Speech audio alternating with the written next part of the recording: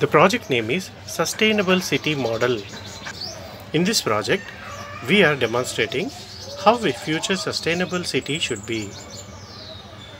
In this is the residential area. Here there will be apartments and there will be a hospital. The hospital has got a helipad on top of it so that helicopters can bring patients directly to the hospital, and the front panel of the hospital is provided with a solar panels so that it generates its own electricity. It has got a waste disposal mechanism. All the waste is segregated into paper and glass waste, biodegradable waste and plastic waste. This way the waste can be recycled or reused without causing environmental hazard. And this is an area for parking the ambulance. Now another area is recreational area.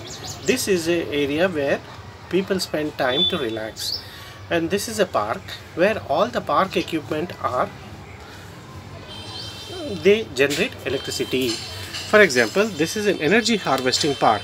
When the rotary mechanism rotates, it generates electricity. Right now we are demonstrating a dummy model, but in actual city, when the students when the children start revolving on this mechanism, it generates electricity. Similarly, there is one more playing area where by swinging it will also generate electricity.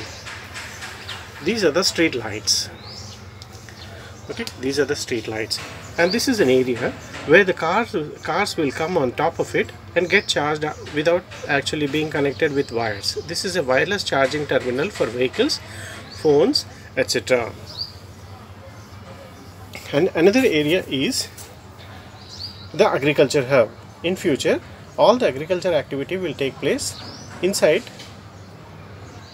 Agriculture activity inside the polyhouse are resistant to pests, and they grow faster irrespective of climate changes.